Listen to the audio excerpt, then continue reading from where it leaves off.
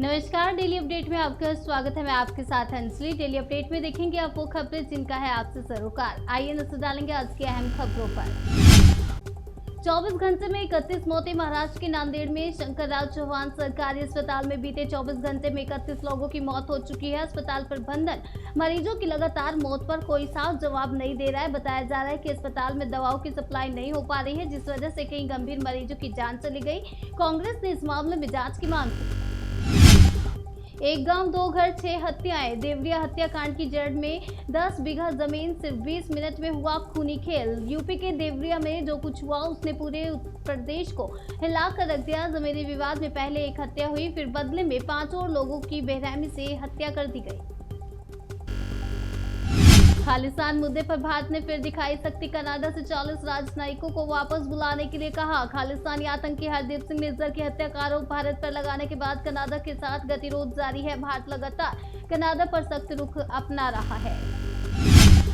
IIT के mess में vegetable पर छात्रों ने खाया नॉनवेज खाना, 10,000 का लगा फाइन। ये मामला उस दौरान सामने आया जब कुछ छात्रों ने जबरन वेजिटेबल पर कब्जा कर लिया और इस टेबल पर नॉनवेज खाया।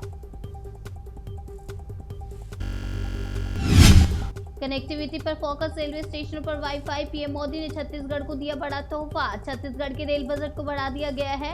रेलवे स्टेशनों पर वाईफाई की सुविधा होगी। वंदे भारत का संचालन भी किया जा रहा है। पीएम मोदी ने आगे कहा कि हम छत्तीसगढ़ को आगे बढ़ाते रहेंगे। निजी वेब पोर्टल के 30 ठिकानों पर ईडी की रेड। चीन से पैसा लेकर भारत में ड्रैगन का एजेंडा चलाने का आरोप। आईएसआईएस के नाम पर आईएसआई रच रहा भारत के खिलाफ साजिश। प्रमुख मंदी टारगेट पर आतंकी चैन नवाज का खुलासा।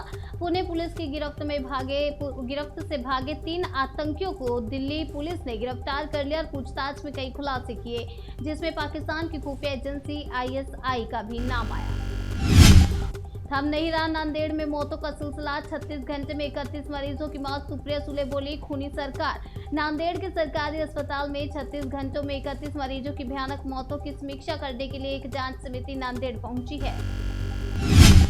दिल्ली पुलिस का न्यूज क्लिक पर छापा। बीजेपी सांसद निशिकांत दुबे ने किया बड़ा दावा। बीजेपी सांसद निशिकांत दुबे ने आरोप लगाया था कि देश में चीन के पैसे से पीएम नरेंद्र मोदी के खिलाफ माहौल बनाया गया। उन्होंने कहा था कि न्यूज क्लिक में चीन से पैसा आया।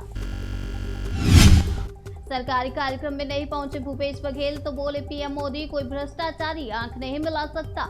पीएम मोदी ने छत्तीसगढ़ को 26,000 करोड़ रुपए से अधिक की अनेक विकास परियोजनाओं का तोहफा दिया, जिसमें एनएमडीसी स्टील लिमिटेड का इस्पात संयंत्र भी शामिल है।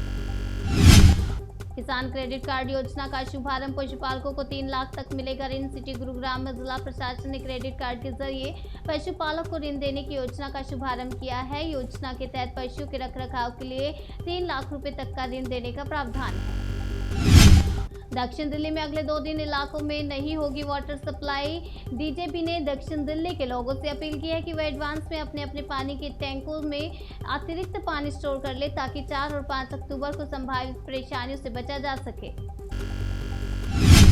अगले 2 हफ्ते में परमाणु हथियार बना सकता है ईरान। अमेरिका ने किया चौंकाने वाला दावा। अमेरिका ने दावा किया कि ईरान अगले 2 हफ्ते में परमाणु हथियार बना सकता है। ईरान के पास 2 सप्ताह के भीतर परमाणु हथियार विकसित करने के लिए पर्याप्त सामग्री है। मुट्ठी भर पत्रकारों के खिलाफ हो रहा सरकारी एजेंसियों का दुरुपयोग। न्यूज क्लिक पोर्टल पर रेड को लेकर भड़की महबूबा मुफ्ती। मंगलवार को 35 जगह न्यूज क्लिक पोर्टल के खिलाफ दिल्ली पुलिस की स्पेशल सेल ने छापेमारी की। इनमें पोर्टल से जुड़े 7 पत्रकारों के घर भी शामिल हैं। सीएम बघेल ने छात्रों को दी बड़ी सौगात की। स्वामी आत्मानंद कोचिंग योजना की शुरुआत। स्वतंत्रता दिवस समारोह में सीएम बघेल ने शासकीय स्कूलों में कक्षा 12वीं के विद्यार्थियों के लिए इंजीनियरिंग और मेडिकल पाठ्यक्रम की प्रवेश परीक्षा की ऑनलाइन कोचिंग योजना की घोषणा की थी। दिल्ली एनसीआर। उत्तर प्रदेश उत्तराखंड में भूकंप के तेज झटके, लोगों में दहशत। दिल्ली एनसीआर समेत उत्तर भारत के कई इलाकों में मंगलवार को भूकंप के तेज झटके महसूस किए गए हैं। अचानक की धरती कांपने से लोग दहशत में आ गए। नेपाल में भूकंप से कई इमारतों को नुकसान। 1 घंटे के भीतर महसूस किए गए 4 झटके। नेपाल में भूकंप की वजह से कई इमारतों को नुकसान पहुंचा है। महिला आरक्षण का जश्न मनाने के लिए सीआरपीएफ ने निकाली मेगा मोटरसाइकिल रैलियां। एलजी मनोज सिन्हा ने दिखाई हरी झंडी। सीआरपीएफ की कुल 150 महिला जवान और अधिकारी शिलांग, श्रीनगर और कन्याकुमारी से 3 रैलियों में 25 मोटरसाइकिलों और प्रत्येक में 50 सवारों के साथ भाग लेंगे। श्री कृष्ण जन्मभूमि शाही ईदगाह विवाद मामले में 30 अक्टूबर को सुनवाई करेगा सुप्रीम कोर्ट। दिया अहम आदेश। सुप्रीम कोर्ट ने मंगलवार को इलाहाबाद हाई कोर्ट के रजिस्ट्रार को अगली सुनवाई में व्यक्तिगत रूप से पेश होने का भी निर्देश दिया है। अब अगली सुनवाई 30 अक्टूबर को होनी चाहिए। दिल्ली में भूकंप के तेज झटके। सीएम केजरीवाल बोले, आशा करता हूं कि आप सभी सुरक्षित होंगे। दिल्ली के सीएम अरविंद केजरीवाल ने भूकंप को लेकर एक्स पर पोस्ट किया। उन्होंने लिखा कि दिल्ली में भी भूकंप के तेज झटके महसूस किए गए हैं। आशा करता हूं कि आप सभी सुरक्षित होंगे। खबरों से रहने के लिए अपडेट देखते रहिए जनसेतु का खास प्रोग्राम डेली अपडेट।